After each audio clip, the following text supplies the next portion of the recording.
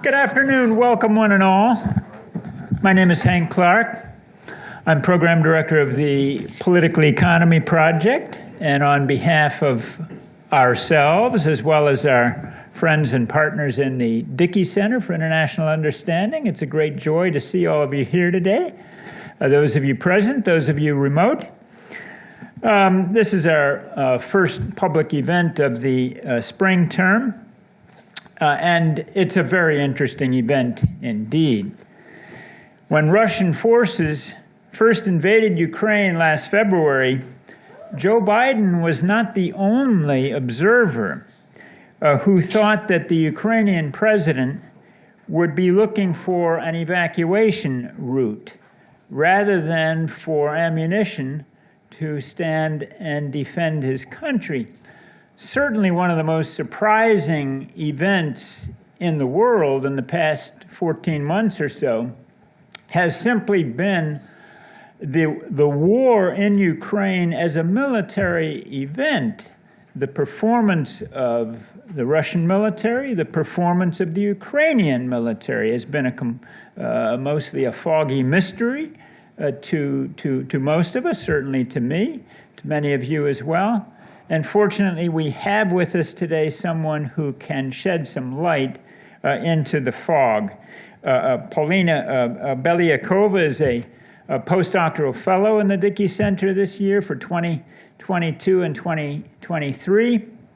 She's done extensive work on exactly the questions before us today. We're delighted to have her with us. Without any further ado, won't you please join me in welcoming Polina Beliakova. Thank you. Thank you for the introduction, and thank you for being here this Monday evening. I was informed that 60 more people registered to attend the event online. So for those of us who are joining this event online, I cannot see you, but thank you too for being there in front of your computer screens. And I'm looking forward to receiving your questions. Before we begin this talk, I would like to define several terms so we live in the same world, not only sit in the same room physically or online. So when I say war in Ukraine, I mean the war that started in 2014, not 2022. Russian forces first invaded Ukraine in 2014. What happened in 2022, I will refer to as the Russian invasion as a shortcut, but what I mean is the full-scale Russian invasion with missile attacks and other types of attacks against the entire territory of Ukraine. And that's when most of the world started actually paying attention. So the title of this talk is Know Thy Military, Civil-Military Relations in Russia and Ukraine. So we all know that it's important to know your enemy. But it's also important to know for the governors and for the citizens who are the defenders of the state, what they can and cannot do, and also how they relate to the government and the citizens. And I talk about civil-military relations for the same reason dentists talk about teeth. It's my expertise. But I also do believe that civil-military relations offer an important answer to the question many observers of the war in Ukraine were asking. And the question that I would like to bring in front of your attention is, why did we fail to predict two things? And by we, and by observers, I mean students, scholars, journalists, experts who focus on that region. Why did we fail to predict the high likelihood, but also very poor execution of the Russian full-scale invasion of Ukraine? And I'm referring to 2022. And it would be, wait, it's not something unpredicted before, but what we did fail to predict is actually having these two together. Those who said that the invasion is very likely made the prognosis that Kyiv will fall in 3 days.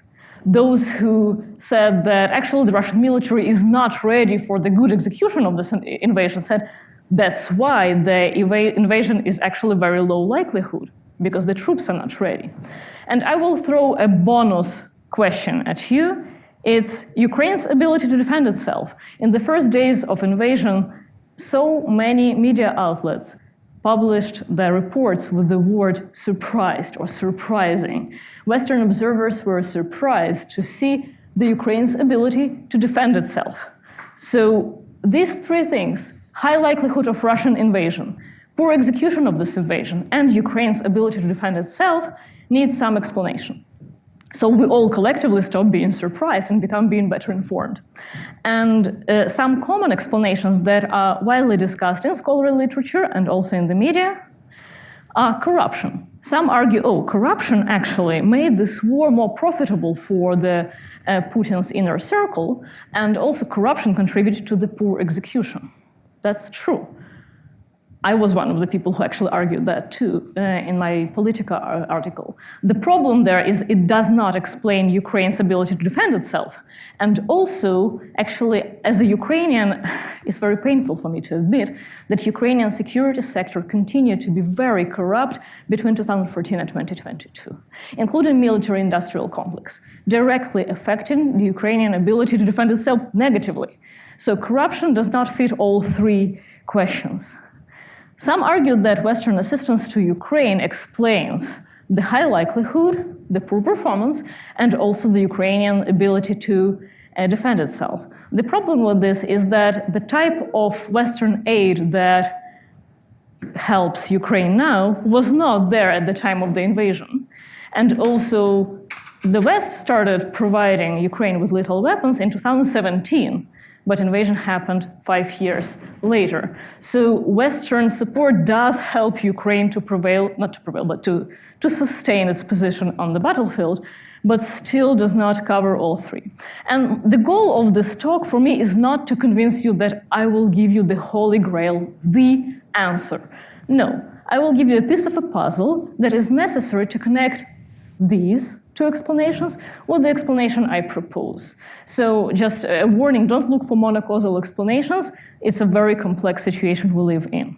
So I argue that we failed to predict high likelihood, low effectiveness, and also of the Russian invasion, and also Ukraine's ability to defend itself because we were not appreciating the importance of civil-military relations. And if you came to this talk because you saw Putin, Zelensky, Ukraine, Russia, military, yes, and then civil-military relations, what's that? It's okay. I believe that this holds true to most rooms in which I give my talks. I promise that by the end of this talk, you will have some understanding of civil-military relations enough to appreciate all components of this talk. So I argue that looking at how governments relate to their militaries and how the citizens of the state relate to the governments and the militaries is key to understanding the high likelihood of Russia's invasion, its poor performance, and Ukraine's ability to defend itself. So what's civil-military relations? So again, we're on the same page. I model civil-military relations as a triangular relationship, as I explained to you right now, government, society, and the military. And most research on civil-military relations focuses on the military. Probably you're familiar with research on coups, military takeovers of government, military's involvement in politics, and it's a very important part of political science research. I invite you to focus on two different corners of this triangle. It's the government. President Zelensky looks very young in this picture, just to remind you how he looked before the full-scale invasion. That's the official portrait. And also the societies of these two countries. And that's what this talk will be about. So civil-military relations in Russia, they have some advantages and some pathologies. And these advantages and pathologies contributed to solving the puzzle. One advantage is apolitical military. Russian military is famous for not trying to overthrow the government. So low likelihood of coups is a very good advantage. However, the pathologies that we should care more about, first is double deference. And if these words don't mean anything to you, I promise to explain them in a second. Second is counterbalancing. We will cover that too. Also secrecy in the defense sector, adverse selection into the military profession, and also low societal trust in the military. So let's start with double deference. In this picture, you see Vladimir Putin with Valery Gerasimov and Serhiy Shoigu, effectively the president of the Russian Federation, the Chief of the General Staff, and the Minister of Defense. And what is double deference is a civil-military echo chamber, a situation in which the government or the president defers to the military's opinion on political matters. But what happened in Russia is it echoed, and the military in an authoritarian regime started deferring to Putin's preferences about waging the war. And as an outcome of this civil-military echo chamber that I call double deference, we have the higher likelihood of invasion. If you're interested more in this phenomenon of deference, I published an article about civilian deference to the military in the United States. And my colleagues from the University of Toronto described this exact phenomenon in Russia. Both articles I highly recommended read, especially this one because if you see the date, it came out actually before the full-scale invasion started. A second phenomenon that contributes to the high likelihood and poor performance of the Russian military is counterbalancing. Counterbalancing is when the government uses different security forces to spy on each other, to balance each other, to outforce each other, and usually it happens when a government actually expects a coup. Surprisingly so, Russian government does not expect a coup, but it's a good old, inherited from the Soviet times tradition to have multiple different security forces, not just the military. And the problem with this design is that other security forces, they have more power and prestige than the military in Russia historically. Second is that other actors, they have a mandate on the use of force internationally. So the military is actually not the actor that has this mandate. And this decreases the prestige of the military profession. Also, these security forces, and we're talking about the military, the Rosgvardia, which is not the National Guard, by the way, it's Putin's personal guard that is deployed. It's a militarized entity that is deployed within the Russian borders, but also outside the Russian borders. It's not part of the Ministry of Defense, and it's not part of the Ministry of Internal Affairs. It's under direct Putin's command. So the Rosgvardia, the military, the police, the Federal Security Service, they all compete for scarce resources, prestige, and money. And this dynamics contributes to inadequate intelligence before the invasion of Ukraine. You probably heard about this, but also poor coordination between the Russian forces. So this poor intelligence contributed to the high likelihood of invasion because they actually reported a rosy picture in which Ukrainians were supposed to greet Russian liberators with flowers and bread. And also, the Federal Security Service was responsible for the execution of the operation as such, not the military, which is unusual. The units of Rosgvardia were supposed to take over the capital. And you're asking, where is the military? The military is not playing the most important role here. And this is problematic. These institutions hate each other and they compete with each other. And to make the situation even worse, do you recognize any of these people? Let's start with the person wearing black suit, a coat. Who's that? Yes, please. Yeah, could you please explain to us who's that? It's a difficult question, yes. Well, his father used to be the leader of Chechnya, and then after as far as I know, after the Chechen troubles in the late 90s, early 2000s, he was kind of implicitly supported by Putin and installed as the leader, and he's like reigned for the last 20 years. So, thank you. Currently, Ramzan Kadyrov is the governor of Chechnya. He is also pretends to be a person with military background, which he is not. He's associated with Rosgvardia. A fun fact about all three of them, they're all civilians. None of them are career military, despite the fact how they look. Like, all three are civilian. Who is this person?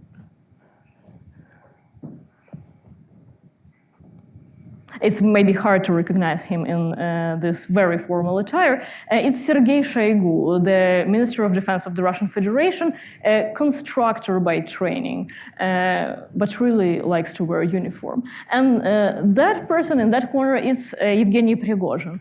He is in charge of the Wagner Group, the private military company which is much in the news these days because of the Russian assault on the Ukrainian city Bakhmut. So all these people compete for resources. All these people hate each other in different ways, and all these people cannot coordinate their assault on Ukraine. That's how counterbalancing decreased the success of Russian offense. Also, while competing, they're actually trying to actively defer to Putin's preferences. That's how it actually increased the likelihood of invasion.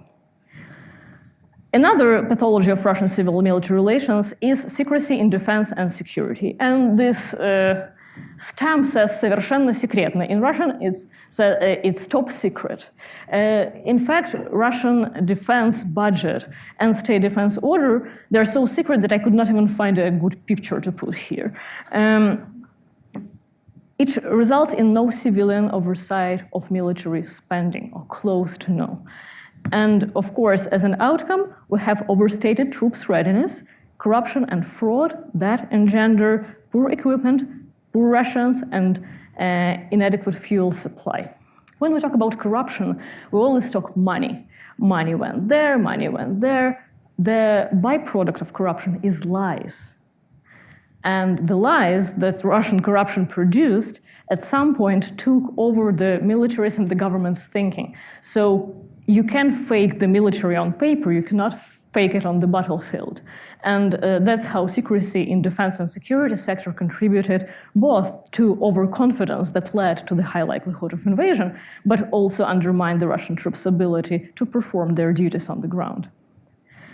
Adverse selection in the profession. Russian military practices loyalty-based promotion. Also, military service is used as punishment. The Russian saying says that the military is worse than a prison. However, these two nicely meet each other when the Russian military recently started recruiting inmates with zero professional military ethos, or like whatever you can imagine about any professional military, they're actual inmates. So now they can comment on whether the military is better or worse than a prison.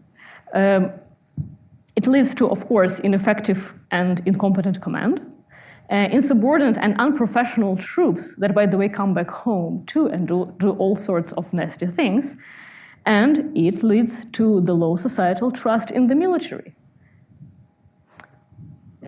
Does anyone know this person? Who is that?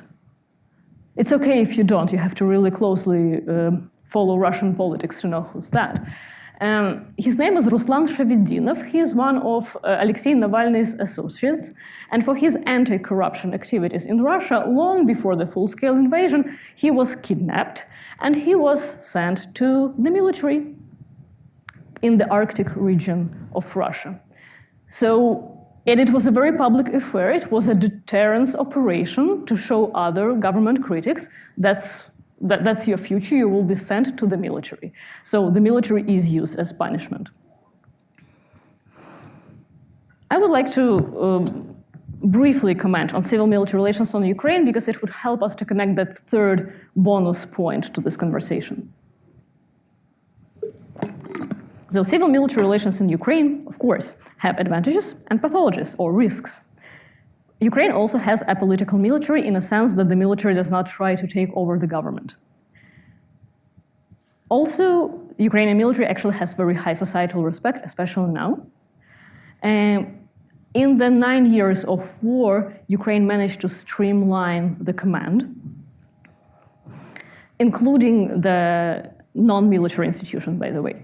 And also, Ukraine is currently improving civilian oversight of the defense procurement and of the military in general.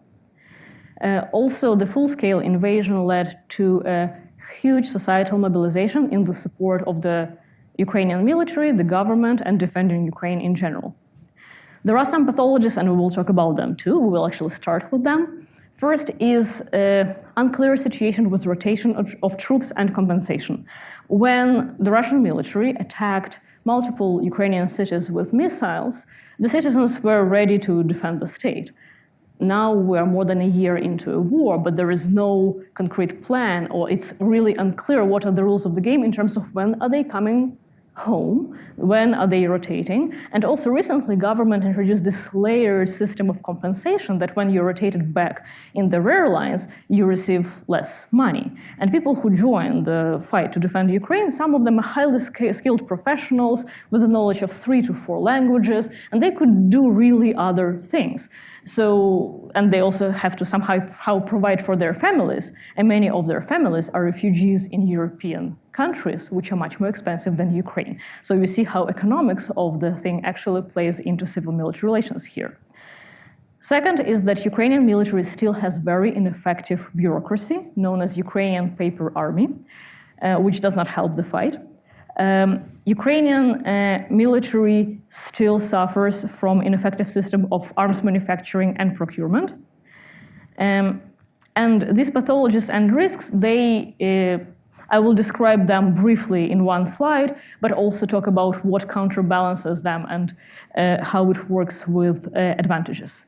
So, of course, rotation and compensation leads to troop fatigue and dissatisfaction. When I interviewed Ukraine's military attaché here in Washington, D.C., it was 2019.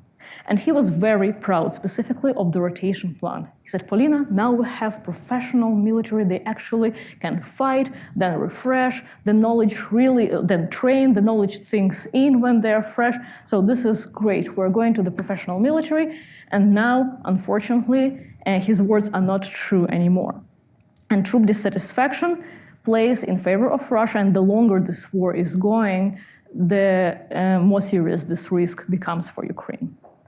Ineffective bureaucracy leads to the extensive reliance on civil society. And you would be like, so what's the problem there? That's great. Ukraine has a very vibrant civil society.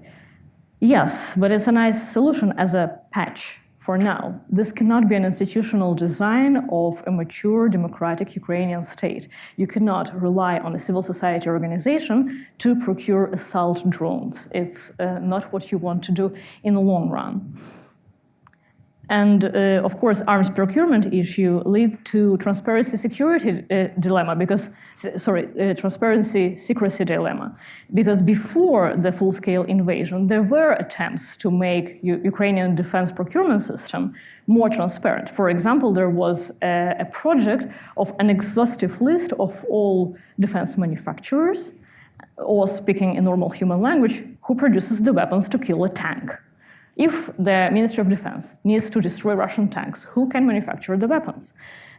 This list has never been produced, unfortunately, and now there are arguments that we cannot disclose this information now on the Ukrainian side because these manufacturers, they are actually of strategic importance, and we don't want them to be targeted. Meanwhile, secrecy, as we know, breeds corruption. And how Ukrainian government resolves this transparency security dilemma, that's up to them. That's very problematic.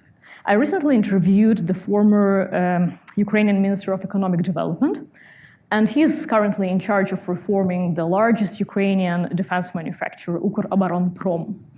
And he told me a surprising thing.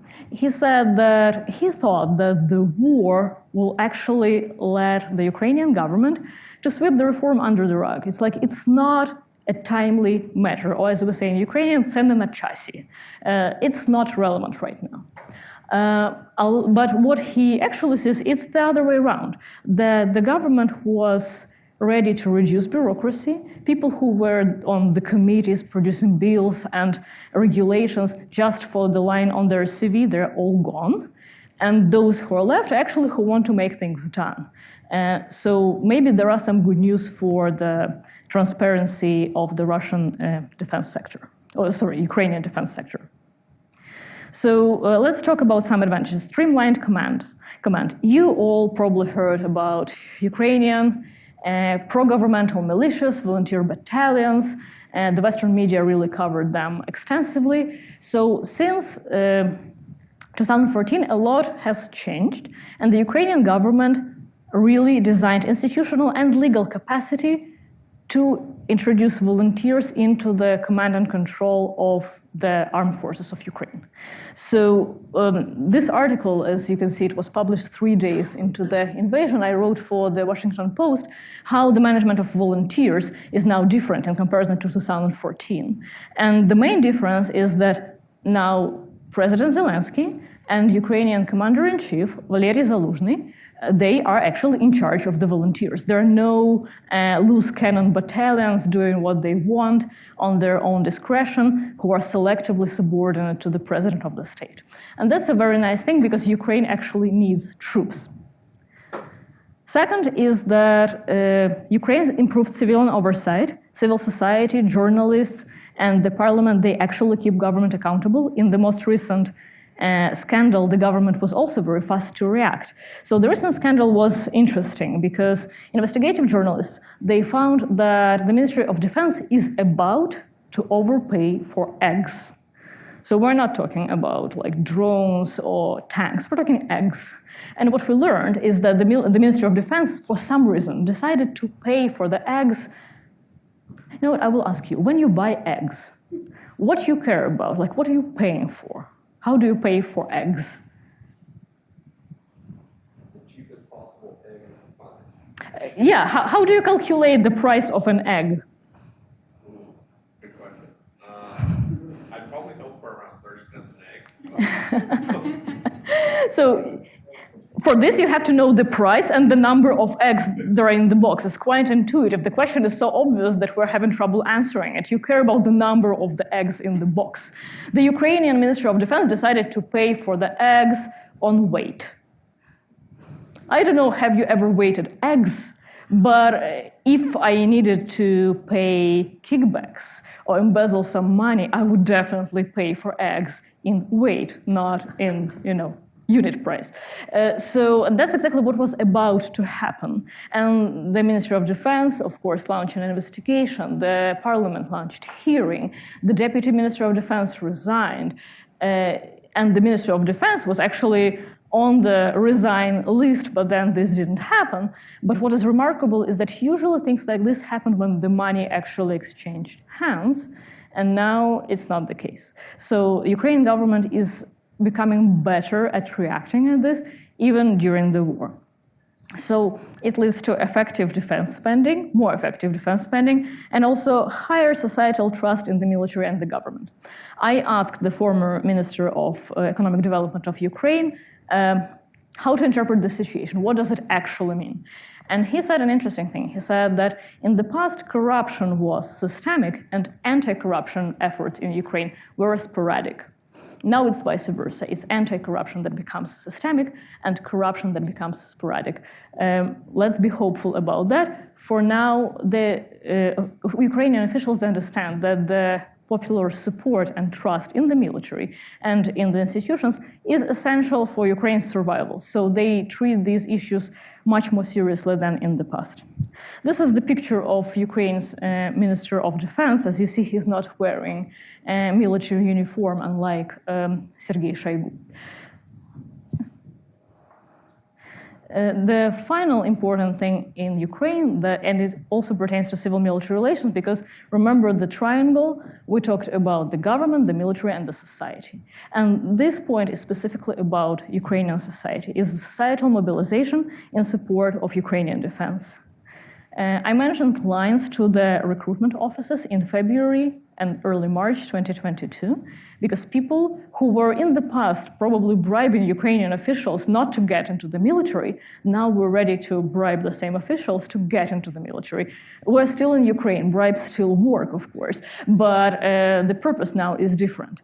What is also different is the Ukrainian government's ability to actually process all these people and distribute them between fighting units, which was not the case in 2014. That's why so many people ended up with volunteer battalions that were only loosely associated with the governmental forces. So that's one good news. Second is that the culture of crowdfunding became very common among Ukrainians, those who live in Ukraine and also those who live outside of the country. We all have different foundations with support and different patterns of donating. Of course, this increases the morale of troops. And also it leads to better equipment. And if you think that Ukrainians chip in $20 and then Ukrainian soldiers have better socks, that's also true, you're not wrong. But don't think socks. Think assault drones, Bayraktar, produced by the Turkish company Baykar. Or think about satellite imaging of the enemy positions. These are the things that were crowdfunded by Ukrainian citizens and also by foreign supporters of Ukraine. And the $20 donation, it's true. But Ukrainian foundations receive a lot of $20 donations, so much that it actually helps cover, for example, vehicles or civilian drones such as Mavic, that you can buy them on Amazon. Easy. But if you 3D print a special detail, you can actually drop grenades on the enemy positions. That's how civilian technology becomes military, with a rather simple 3D printed detail. And it also helps argue in favor of international support, because this culture of crowdfunding kind of answers the question, why aren't Ukrainians helping themselves? Oh, they do. They do. They just can't buy everything they want, but they do. The societal mobilization has multiple positive effects, and it pertains to civil-military relations because it's based on the trust in the military and also the trust in the government.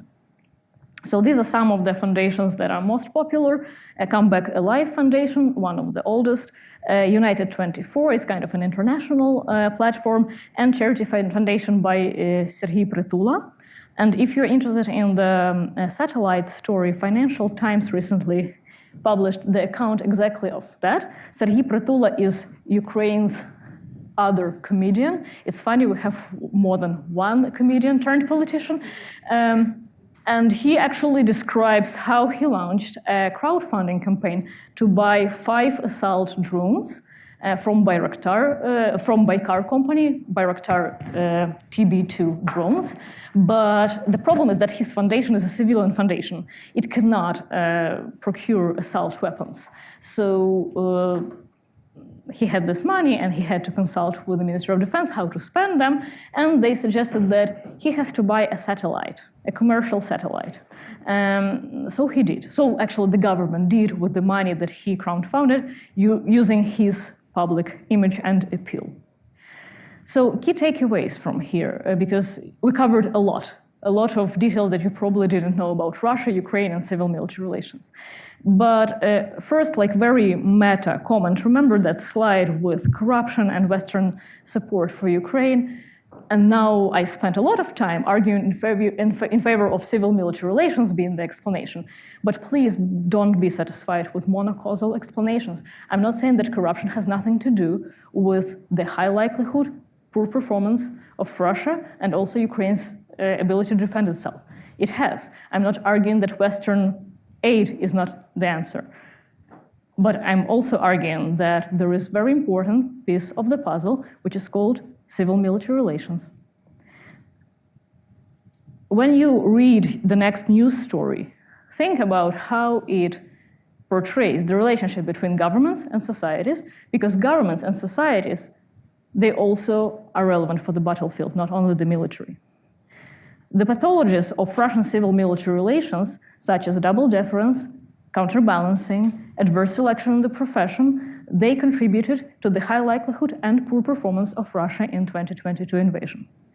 The improvements in Ukrainian civil-military relations since 2014, Ukraine was not there in 2014, but it is now. Those improvements helped Ukraine to surprise the Western observers in February 2022 and actually survive.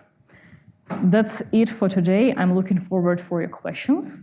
I also have my contact information here in the bottom of the screen. In case you come up with a good question later and would like to get in touch with me, that's how to find me. Thank you.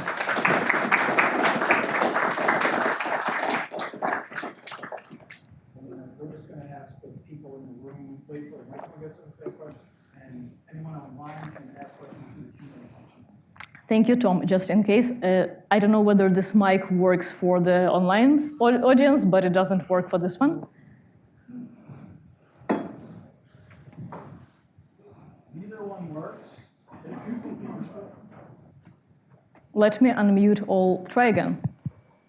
Say something. Yes, it works. This one works. I So unmuted, anyone in the I room- unmuted all wireless mics. So if you have a wireless mic on you, be careful because now we can hear you. Yeah. So anyone in the room that has a question, please wait for a mic to get to you, and anyone online can ask questions through the Q&A function. So questions in the room.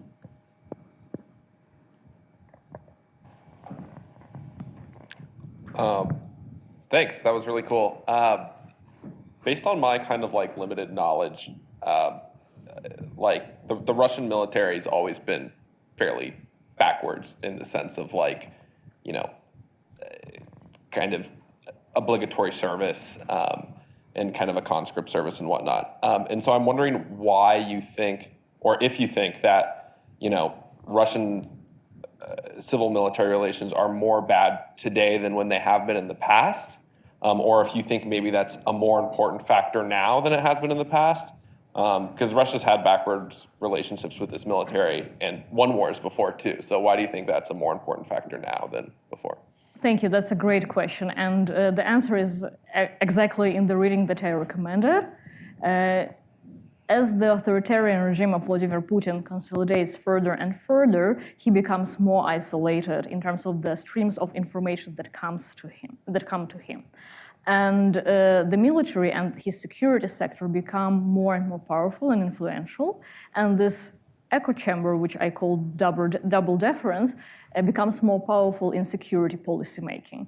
So the all conscript force that Russia had, then their attempts to introduce the contract military is irrelevant to this discussion because the person who is making the decision to actually deploy those forces is poorly informed and also informed predominantly by people wearing all sorts of uniforms, even if they don't have any military background.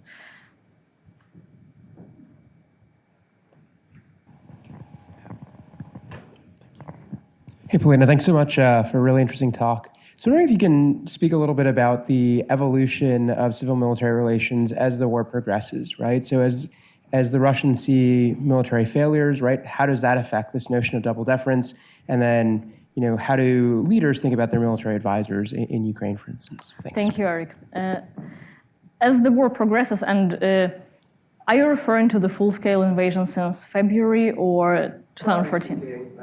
We know more actually about what's going on since February than the longer period, so I will address this question as pertaining to the full-scale invasion.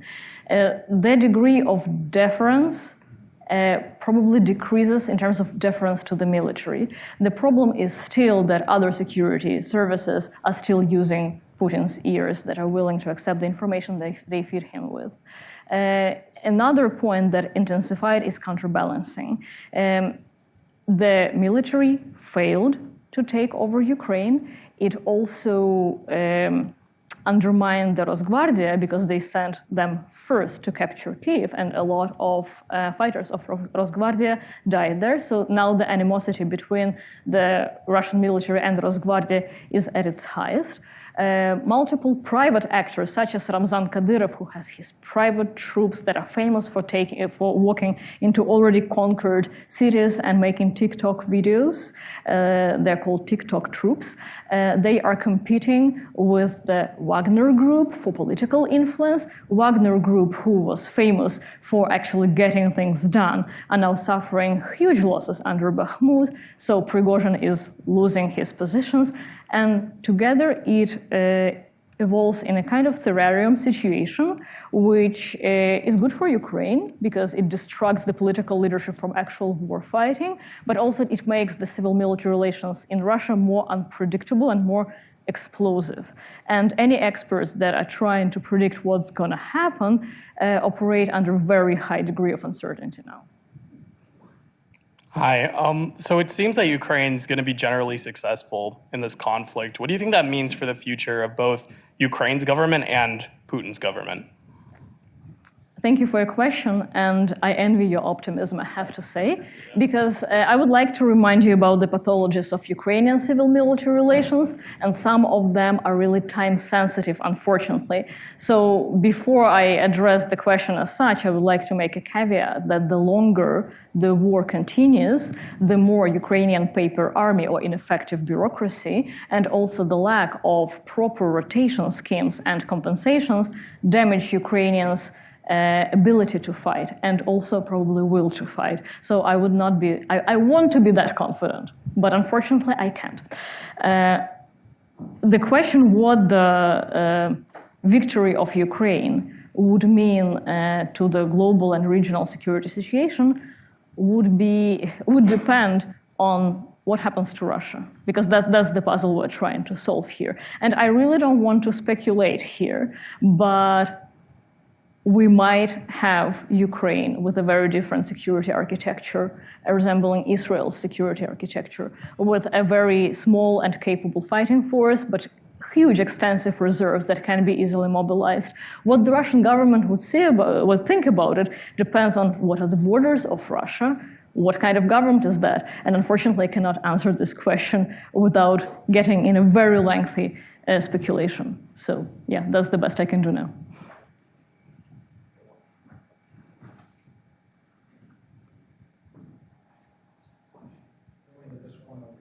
Yeah, thank you. I have a question, but I think at the beginning of the war, I was my thought was that the only way this war is going to end well for Ukraine is if the Ukrainian military is able to delay it a little bit and inflict some losses on the Russians, and then maybe the Russian civil society will get angry with the government and end it. Do you think there's a chance now, since we've been over a year in the war, for the Russian citizens to actually tell the government to stop the war? It's a very important question, and it puzzles many scholars of Russia specifically. I will answer from the research standpoint. At some point I woke up and decided to see how public opinion affects Russian use of force. And the common perception was that, of course, Vladimir Putin is very sensitive to public opinion, and that when his support is low, he will launch a diversionary war or a small victorious war to inflate his image so the population can gather around the flag and love him again. However, looking at the data about how Russia invades countries, it's not true. It doesn't hold. So right before the Crimea invasion, Putin's support was sky high because of the Sochi Olympics that were very successful. After the invasion of Syria, his support actually decreased. The population was not very supportive. The invasion continued. And the invasion in Georgia also is not associated with the increase of popular support for Putin. What scholars of Russian foreign policy tell us is that Russia uses force internationally not for domestic reasons, but the other way around. Russia has persistent drivers of foreign policy. It's the way how Russia sees itself in the world. And these are rather insensitive to Russian public opinion or civil society activities. That's the reality the research shows. At this point, after a year of war, most Russian opposition are in exile or in prison. And even those who are in exile, they cannot find the common cause or the uniting argument, even to present a united opposition front when they're operating in a safe location outside of the Russian borders. So my hopes for Russian civil society are very low, given the research that I conducted, but also the dynamics that we observe since the full-scale invasion. Thank you very much for a great presentation. This is both kind of a tactical but maybe a strategic question based on what you think Putin's knowledge is. Certainly the world and the Ukrainians responded after Bucha and the first sort of mass atrocities in Ukraine in the most recent invasion. Do you think that is a purposeful means of conducting war that Putin is knowledgeable on and encouraging? Or do you think this is an area where the soldiers, that is not reported up to the leadership? And I ask also for its effectiveness, since the trauma both by the soldiers conducting them, who then have to come home, as well as the resolve of the Ukrainian people and perhaps the world, probably is a backlash result from that use. Thanks. Thank you. It's a very important question because we still try to understand what drives Russian victimization of civilians. Is it a strategic choice, or is it just a mishap, or that's how people behave under stress? From what we see now, I would say that it's a deeply rooted tradition of the Russian military. I would call it even a culture, because we observe the same phenomena, even the transfer of one torture technique from conflict to conflict, from the first Chechen war to the second Chechen war, to Syria and then to Ukraine. We see it. And if it was a mishap in Chechnya, it was not fixed until the invasion of Ukraine. Also, Russian soldiers, they are testifying now, those who decided not to fight anymore. I'm currently, with the support of talented research assistants, collecting data on the insubordination in the Russian military, what drives the soldiers to say no to the orders, and also how the government actually tries to enforce its control over these soldiers. And what we learn from that is that orders to torture civilians is not the top reason why they're refusing to fight. So Russian soldiers who are refusing to fight usually cite reasons as if we don't have proper equipment, we're afraid to die, which is a reasonable concern in war, of course. But it's not a major concern for them to victimize civilians. So the widespread of the phenomenon, simultaneous application of civilian victimization in Kiev region, in Bucha, but also in Kherson region, which are very, very different and very far from each other, suggests that it's something about the military culture. To learn whether it's strategic or not, we would have to have better access to data, of course, but it's definitely a deeply entrenched tradition in the Russian military. And as I was mentioning the locations here, it's important to remember that the order in which we learn about the events, it's not the order in which they occur. We learned about Bucha a year ago, specifically on April 5th or 4th. We started getting horrific reports. It doesn't mean that the same did not happen in Kherson at the same time. We just didn't know yet. Then the Ukrainian military liberated Kherson in the summer, and we learned what was happening there. And as we're talking now, in the occupied territories, it's probably still happening. So the sequence of events does not match our learning about them. That's important to remember from the analytical standpoint. I want to follow up on the societal part of things there. There's been several reports that thousands and thousands of Russian men of military age, have left Russia, to live abroad, trying to take their families with them. So my question is, do you see that trend continuing? And secondly, will at some point the Russian government try to bring those people back? So Russia has a very limited number of male population, and the trend is going down just because the number is limited. So by the trend of Russian men leaving Russia, we cannot actually judge how much do they oppose the war or anything like this.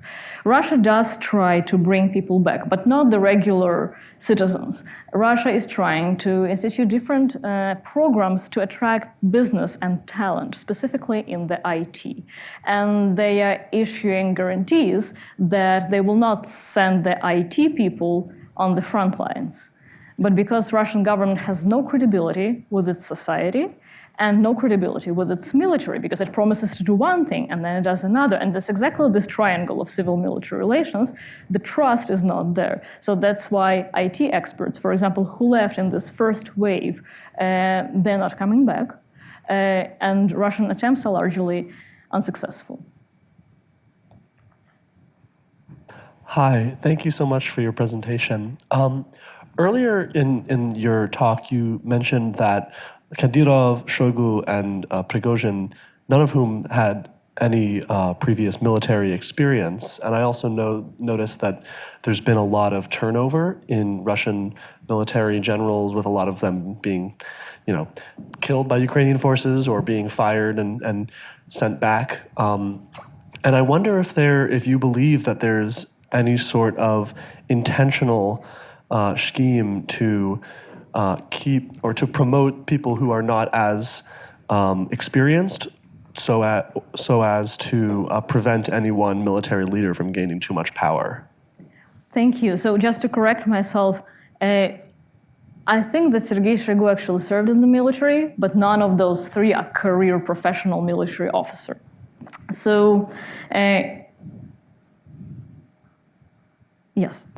Could you please remind me your question? Because while I was answering that, I missed the question slipped my mind. Sure. I wonder if there is a concerted effort among the top leadership in the Russian government, especially Putin himself, to make sure that no one military leader, whether it be a general or gains too much power. Thank you. So it's very interesting. By the way Putin arranges his generals, it's very easy to assume whether he thinks that the war is going well or poorly. So at the beginning of the invasion, we did not see even Serhiy Shoigu, though he's not the military in career terms, but he's the person wearing the uniform. We did not also see Valery Gerasimov, who is the chief of the general staff, in the media or any public statements. And the assumption is that Putin actually thought that the war is going well. And when the war is going well, the military usually becomes more popular. And when the military becomes more popular, they become more threatening for the center, for the civilians. So I think that there is a strategy of putting the generals forward or in the background, depending on how Putin perceives the war is going. When the defeat in Kherson was obvious, suddenly General Surovikin became the face of the operation. He was portrayed as the person who made the decision to abandon Kherson, and that's when it was clear that the Kremlin actually knows that the situation is not great. And currently, Putin continues to rotate the generals in the way that help shield him from the political consequences of the situation in the battlefield, but also does not allow them to rise high enough to challenge him. And to the initial question about, why promote incompetent people or people who do not have relevant experience? It doesn't matter. Trust matters. All that matters is trust. He promotes loyal people. It just so happens that most of them are not ready for fighting the war he wants them to fight. But he is sure that they will not take over his throne. Polina, there's a question online that's asking you to follow up with a little bit more detail, specifically on Putin's relationship with the Wagner Group. It is still a mystery, I have to say. So we just recently learned that the Wagner Group, the private military company that was this formidable group responsible for the torture of civilians and actually for reprisals to their own when they refused to implement an order, we did not know the origin. They were called private military company, but private to whom? Who owns it? It was common knowledge that it's Yevgeny Prigozhin, one of Putin's trusted people and his former chef, so it's like the cook, basically. That was puzzling too.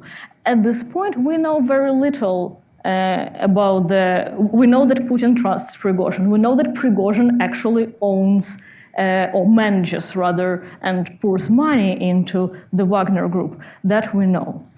We also know that initially Wagner was planned as part of the General Directorate of the General Staff of the Russian Federation. I know it sounds ridiculous, but that's the way it's called. It's the former GRU or GRU institution that then rebranded itself to a degree that it's not recognizable anymore.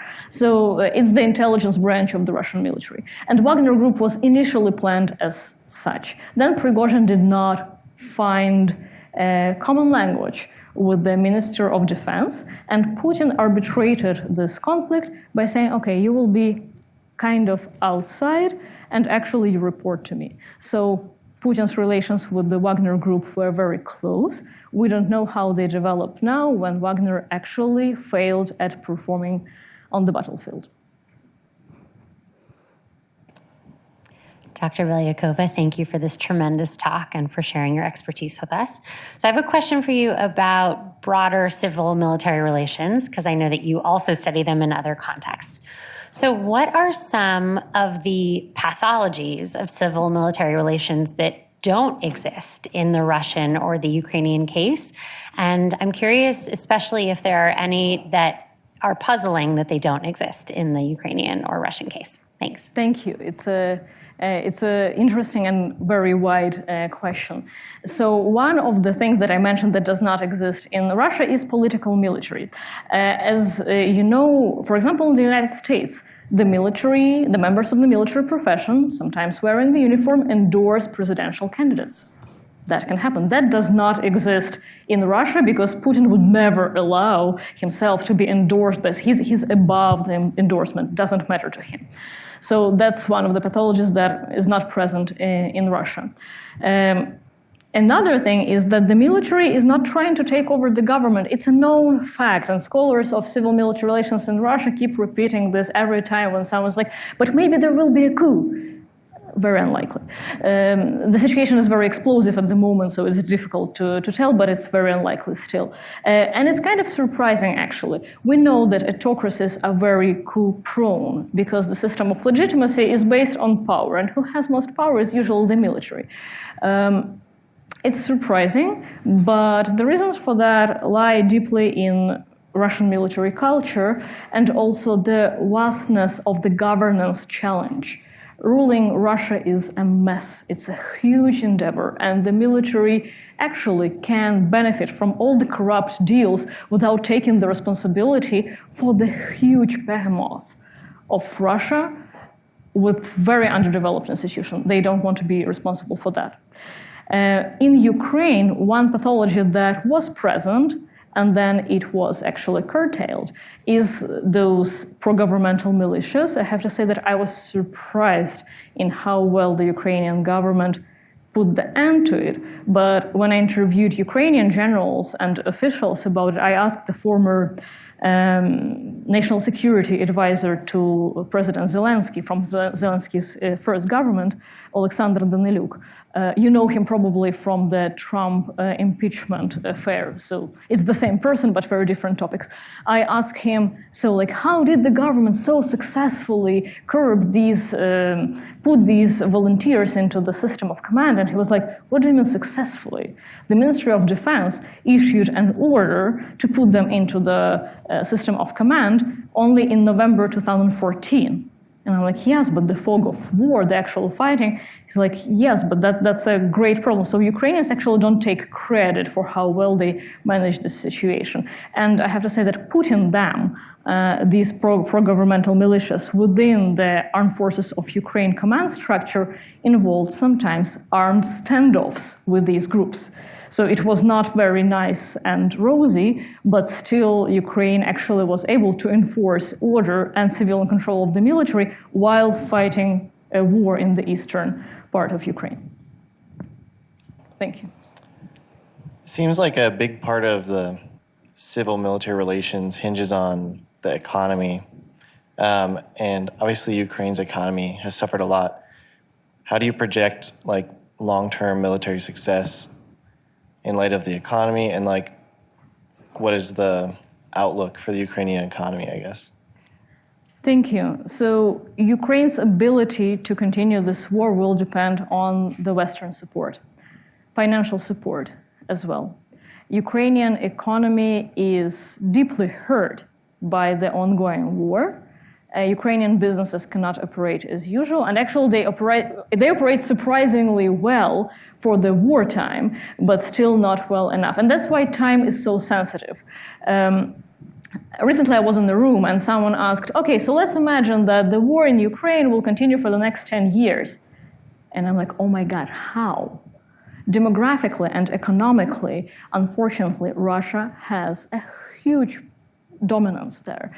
They have a lot of population and their economy can sustain this war much better than Ukraine. So Ukraine would depend heavily on the Western support, and it's not only throwing money at Ukraine. That's the main issue, that throwing money at problems rarely works.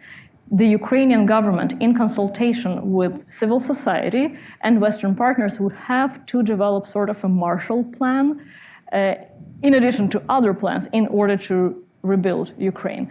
It's funny that I just finished a report for the British government. They asked exactly this question, and that's the answer I gave them. Start consultations already. Start consultations with your Ukrainian counterparts already about how are you going to sustain Ukrainian economy and rebuild it after the war. Because if the good day comes and the war is over, the economy is not ready to actually get up to speed with the new reality.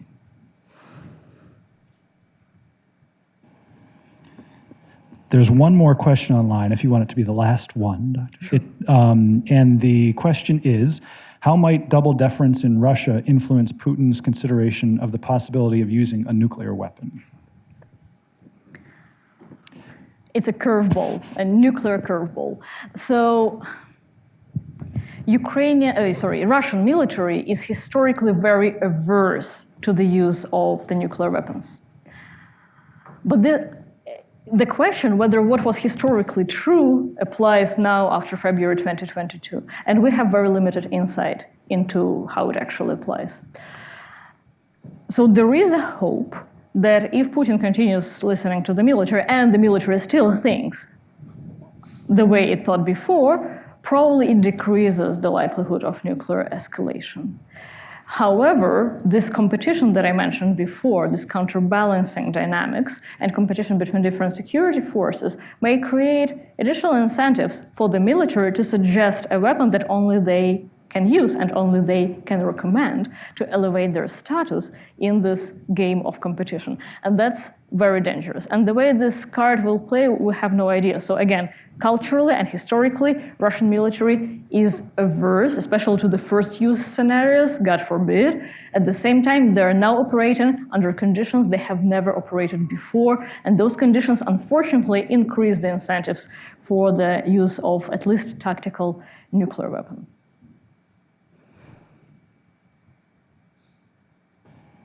One more came in. Would you like to take one more question? It's a broad one. It's what action can be taken to hasten the end of the war? Could you please repeat the question? What actions can be taken to hasten the end of the war? Coming after the question about nuclear weapons, I'm kind of primed here. My honest answer, I don't know. My even more honest answer, I don't think such an action exists. I think I don't know specifically because I cannot model it. And it's not only a comment on the boundaries of my imagination. It's also the boundaries of what can be done in the situation like this. Of course, a big nuclear blast could effectively end this war and start another.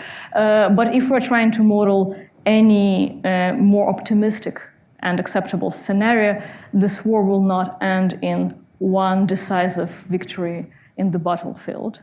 It will be a long process, and our job is to actually keep paying attention.